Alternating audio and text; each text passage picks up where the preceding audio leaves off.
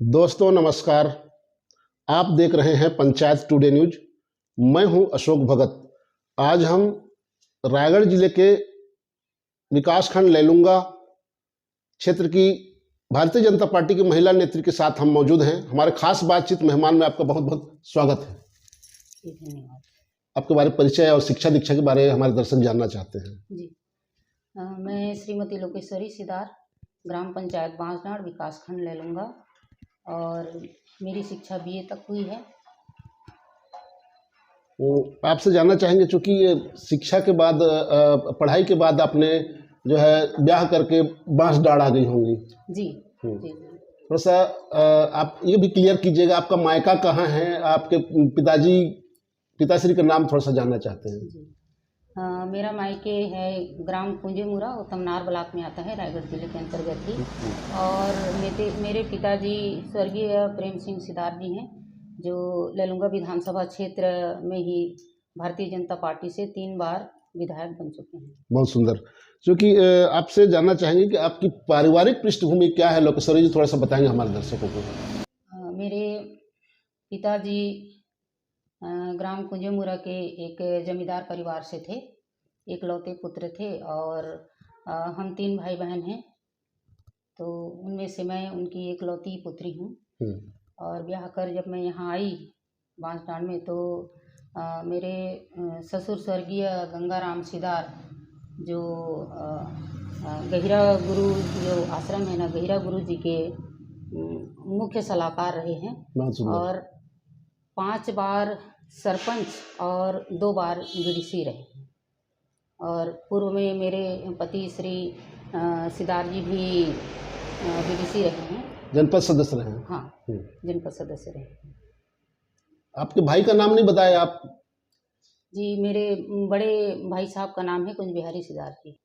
उनकी धर्म पत्नी है मेरी भाभी श्री विद्यावती सिदार जी हैं जी, और एक छोटा भाई है कमल सिंह सिदार जी।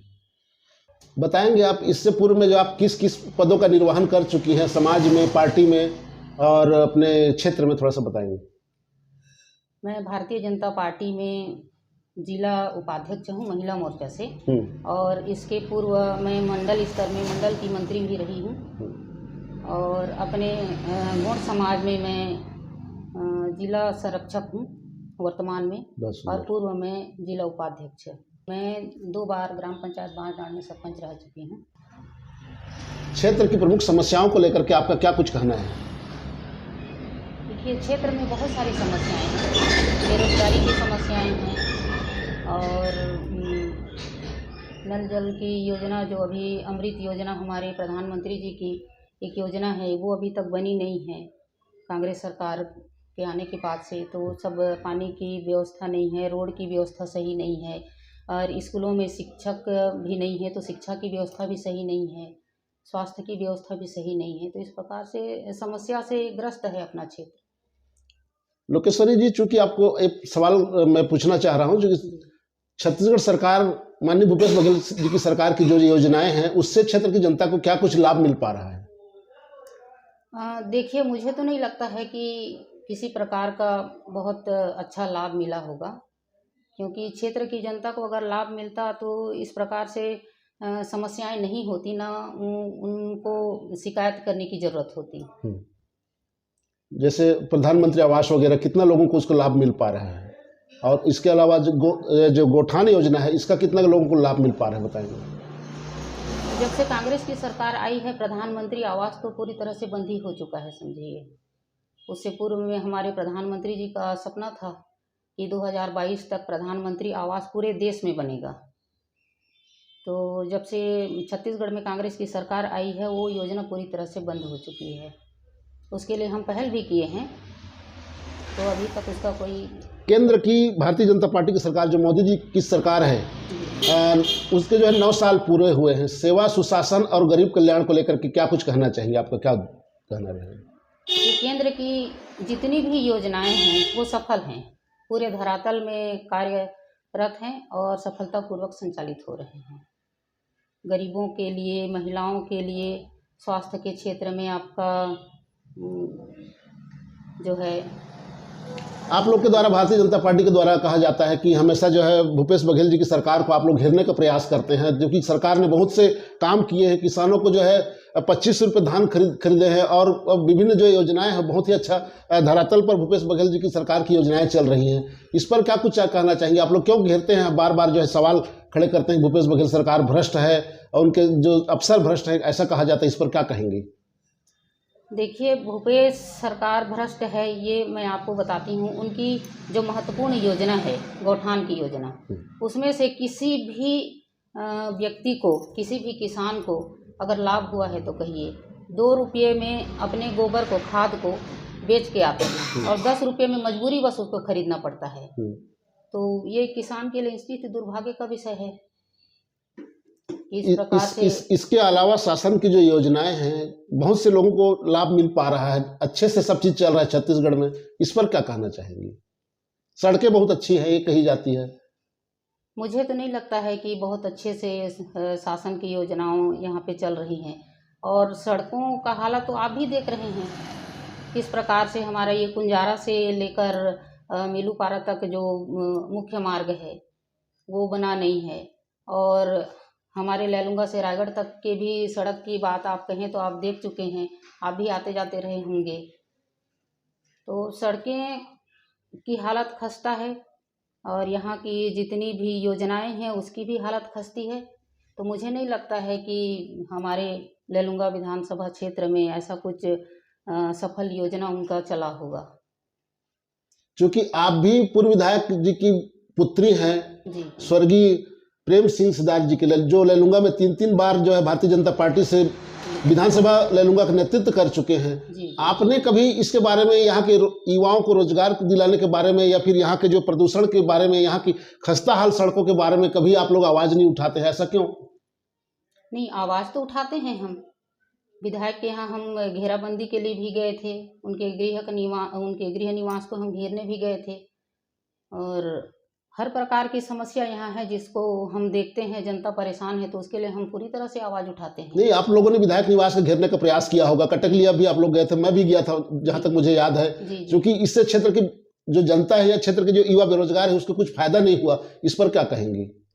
क्योंकि अभी कांग्रेस की शासन है और वो इतनी निष्क्रिय है कि हम कितना भी आवाज लगाएं, आंदोलन करें, उनको कोई फर्क नहीं पड़ रहा है।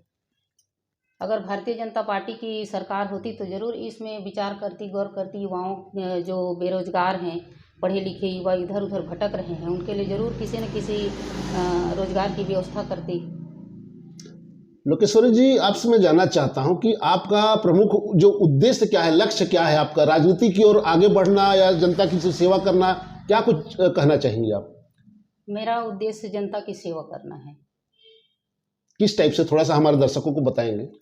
देखिए, मैं भारतीय जनता पार्टी के विचारधारा से जुड़ी हुई हूँ और उन्हीं के विचारधारा के अंतर्गत मैं काम कर रही हूँ, और मैं चाहती हूँ कि जनता को अंतिम पंक्ति में बैठा जो व्यक्ति है उसको भी लाभ मिले। बहुत सुंदर। हर प्रकार से लाभ, चाहे स्वास्थ्य से लाभ हो, चाहे शिक्षा का लाभ हो, आर्थिक स्थिति से लाभ हो। मैं हर प्रकार से अपनी छत्तीसगढ़ की जनता को खुशहाल देखना चाहती हूँ। बहुत सुंदर, मेरा यही उद्देश्य है। इसके अलावा आपको मैं पूछना चाहता हूँ, चूँकि आप लोग जो है भारतीय जनता पार्टी के जो लोग होते हैं, एक आरएसएस जो संगठन है, राष्ट्रीय स्वयं सेवक संघ, उसके साथ मिल के चलने वाले कहलाते हैं। आप लोग का क्या कुछ ऐसा संघ परिवार के साथ या विश्व हिंदू परिषद के साथ क्या कुछ संबंध है, थोड़ा सा बताएंगे? बहुत पुराना संबंध है। मेरे ससुर जी जनसंघ से जुड़े हुए हैं और मेरे पति भी संघ के में जुड़े हुए हैं बहुत पहले से, और मैं भी धर्म जागरण जो संघ के अंतर्गत ही आता है उसमें धर्म रक्षा वाहिनी का दायित्व संभाल रही हूँ।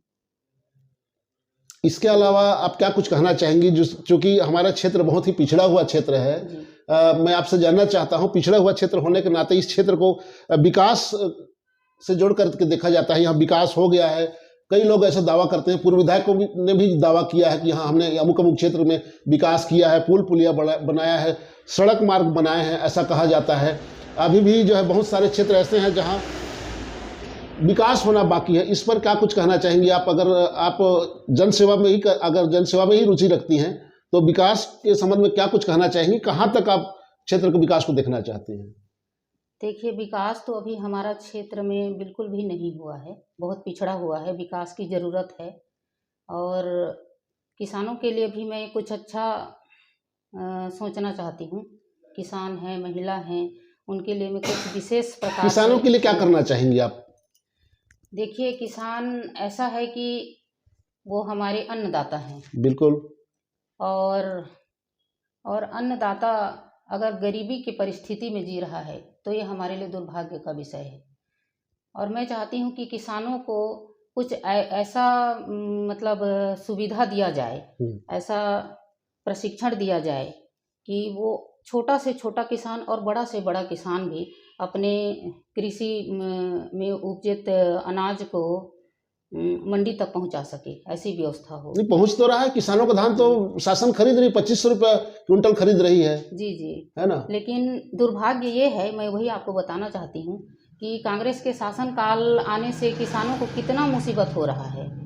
एक तो रकबा काट दिया जा रहा है, ऊपर से बारदाने बोरे की कमी हो रही है, फिर धान को अविश्वास किसान के ऊपर कहना चाहिए कि किसान ने कहीं बदरा धान तो नहीं दे दिया है, किसान का धान ठोस है या पुराना है, इसको बार बार चेक किया जाता है। तो किसान के भी आत्मसम्मान को ठेस पहुंचता है, क्योंकि वो सरकार के ऊपर विश्वास करके चलते हैं। महिलाओं के लिए लोकेश्वरी जी, महिलाओं के लिए क्या कुछ योजना लाएंगे या फिर महिलाओं के संबंध में क्या कुछ आवाज उठाएंगे जो महिलाओं को जो है सुविधा मिल सके? जी जी, बहुत अच्छा सवाल है। मैं विशेषकर महिला होने के नाते महिलाओं के लिए बहुत कुछ सोचती हूँ कि वो आर्थिक रूप से सक्षम बने, आर्थिक रूप से, शैक्षणिक रूप से। और आप देख ही रहे हैं कि महिला समूह जब से बना है, ग्रामीण महिला भी इतनी सोच समझ रखने लगी है कि अपना काम जनपद स्तर तक तो कम से कम खुद से कर लेती है। तो मैं उनको और आगे बढ़ाने के लिए बहुत सारी योजनाएं जो मेरे मन में हैं वो लाने वाली हूँ, लाना चाहती हूँ। जी जी जी, अगर मुझे मौका मिले तो। आपसे ये अंतिम सवाल है, चूंकि आप भारतीय जनता पार्टी में एक शुरुआत से ही रही है, ये मान सकता हूं मैं, क्योंकि आपके पिताजी भी भारतीय जनता पार्टी से थे। मजबूरी वश उनको जो है जोगी जी के शासनकाल में पार्टी बदलना पड़ा, ये भी किसी से छुपा नहीं है। राजनीति है, सब चीज चलता है, मैं मान सकता हूँ। लेकिन आप लोग क्या कुछ मानते हैं कि आपकी जो कुंज बिहारी सिदार जी की धर्मपत्नी विद्यावती सिदार भी जो है चुनाव मैदान में आना चाहती हैं, उन्होंने भी दावेदारी किया है कांग्रेस पार्टी से। आप भी भारतीय जनता पार्टी से दावेदारी कर रही हैं, दावेदारी में होंगी ऐसा मुझे लगता है। मैं आपको स्पष्ट तौर से बता दूं कि दावेदारी जैसी कोई बात नहीं है। मैं जनता की सेवा करना चाहती हूं। भारतीय जनता पार्टी का जो विचारधारा है मुझे अच्छा लगा, इसलिए मैं उसमें जुड़ी हुई हूं। और अगर पार्टी मेरे ऊपर विश्वास करेगी, सेवा करने के लिए बिल्कुल तैयार हूं, तत्पर हूं। और मेरे मन में अपने क्षेत्र की जनता के लिए बहुत सारी योजनाएं हैं जिसे मैं कार्य रूप देना चाहती हूँ। नहीं, मेरा जो कहना था वो अलग था कि विद्यावती सिदार जी भी कांग्रेस पार्टी से, आपके भाभी विद्यावती सिदार जी, वो भी कांग्रेस से टिकट मांग रही हैं, दावेदारी कर चुकी है, आपको पता होगा। जी जी जी। आप भी भारतीय जनता पार्टी से, आप भी जो है काम करने चाहते हैं, मैदान में उतरना चाहती हैं, आप चुनाव मैदान में कर सकते हैं। दोनों जने को टिकट अगर मिलता है, एक ही घर के लोग हैं और आपस में कैसे असहज महसूस नहीं करते क्या कि जो है हम लोग भाजपाई हैं, वो लोग कांग्रेसी हैं, कैसे चुनाव लड़ेंगे? क्या कुछ इसके बारे में क्या कहना चाहेंगे? नहीं, ऐसी कोई बात नहीं है। उनका परिवार अलग है, मैं 25 साल से शादी होकर इस परिवार में आई हूँ। ये पूरी तरह से जनसंघिक के जमाना से परिवार जुड़ा हुआ है भारतीय जनता पार्टी से, संघ से। क्योंकि तमनार का कुंजेमुरा गांव जो है आपका मायका है जी। अगर वो चुनाव लड़ती हैं तो कैसे करेंगे आपस में, आप लोग कैसे करेंगे? देखिए, मैं उनकी तो नहीं कह सकती, लेकिन अपनी बात बता दूं, अगर भारतीय जनता पार्टी मेरे को विश्वास करके चुनाव मैदान में उतारती है तो मैं पार्टी को जीत दिलाने के लिए पूरा खरा प्रयास करूंगी। बहुत सुंदर, आपने हमारे पंचायत टुडे न्यूज के लिए बहुमूल्य समय दिया लोकेश्वरी सिदार जी, आपको बहुत बहुत धन्यवाद। धन्यवाद, आपका भी धन्यवाद।